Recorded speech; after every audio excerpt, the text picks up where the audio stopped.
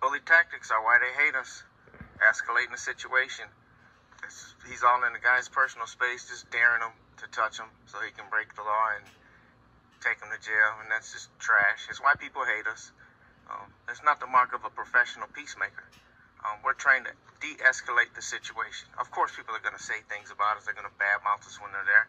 You're a professional. Learn how to react right.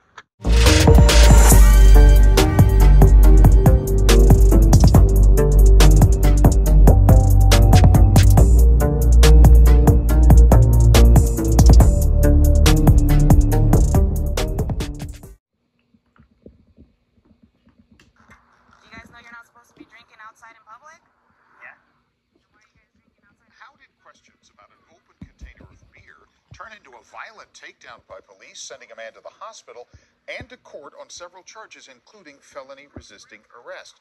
But those charges are now dropped. And the spotlight is turning to the actions of those Marin County police officers. ABC 7 News I-Team reporter Dan Noyes is here with an investigation you'll see only on 7. Dan.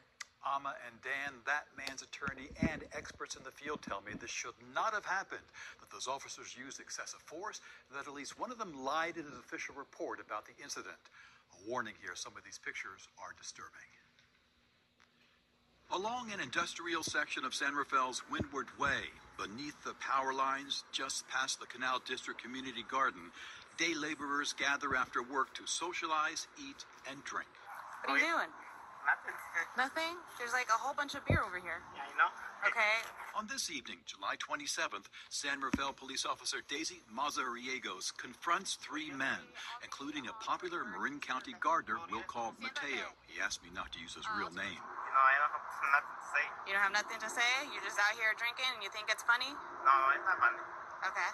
Then in Spanish, Mateo explains he and his friends like to drink beer after a long day of work, and that they come to this area because neighbors at his apartment complex complain when they're loud. ¿Dónde está tu Iris? ¿Para bien? Los tres. Mazariegos asks for ID, and the tension builds after Officer Brandon Nail arrives. 6'2", 250 pounds. He towers over Mateo, who is just 5 feet tall, 130 pounds. Pues es que necesito levantar para sacar. Hey, sit the down. Hey, you don't have to talk to me. Well, I told you to sit down. I know. You know what? Yes. It appears Mateo is trying to cooperate, but he has difficulty finding his ID without standing up to reach into his pockets. Take out your ID, I know. I have to take it out, but I have to take it out to take the ID out. You know? Just sit down. Just I sit know, down. but you Sit have to down. understand. Okay. Hey. Stop. You can see from his body cam that Officer Nail forces Mateo to the ground over beer bottles, punches him in the nose, and pushes his face into the rough pavement. And it turns out he had a broken nose and a concussion. Right. I have an active case right now where almost exactly this thing happened, and the guy is dead. Roger Clark is a nationally recognized police practices expert who has testified in more than 1,300 cases. I not do anything. Tell you to sit down, you don't sit down. He says Officer Nail used excessive force and that Officer Mazariegos overreacted to a relatively minor infraction, an open container of beer. It sounded to me like a chip on her shoulder. She did not like the response she was getting, and she comes on strong, and it just goes downhill from there. I not do anything. Really? After the officers load Mateo into a patrol car, Why you do that? In the car. Right. they discuss what happened with paramedics. What?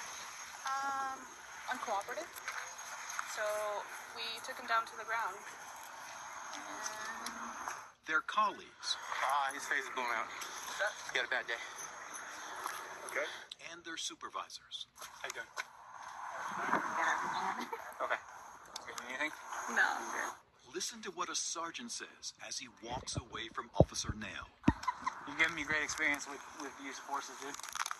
I wanted to ask San Rafael Police Chief David Spiller about Officer Nail's record on use of force and about this incident, but he declined my request for an interview. I spoke with his media officer by phone. We're conducting an immediate and thorough internal investigation.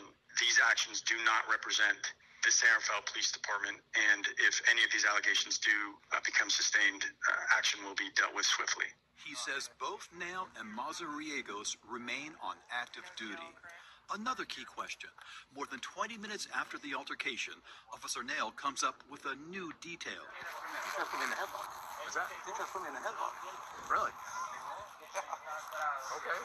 Later, Nail wrote in his police report that Mateo reached his right arm around the back of my neck and started to squeeze in an attempt to put me in a headlock, adding, he began to swing his right hand at my head, striking me several times on the left side and back of my head.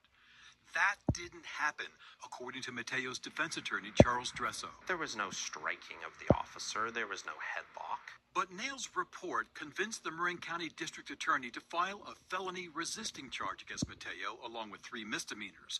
Dresso explains the DA filed those charges and set a preliminary hearing date without viewing the body cam videos. Almost immediately upon viewing the actual evidence, the videos, the district attorney's office very ethically, in my mind, did the exact right thing and did what they could do, which is dismiss the case. Several of Mateo's customers came to show their support at the hearing this past Friday. But one more thing still bothers his attorney. More than 20 minutes after he injured Mateo, Officer Nail walks to the patrol car, snaps a picture, and argues with him. He didn't sit down. He tried to pull away from us. And he grabbed me. I need my lawyer. A sergeant already assigned other officers to take evidence photographs. Dresso wonders if this picture was some sort of trophy. It's absolutely critical that law enforcement and the criminal justice system treat everyone the same. Either everyone matters or no one matters. And law enforcement treated my client in this case like he did not matter. I'm not doing anything. I reached Officer Mazariegos by text, and she declined to comment.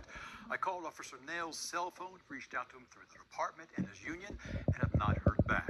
I'm posting the complete body cam video through the takedown at abc7news.com and on my Twitter account. You can watch it all right there in real time. I'm Dan.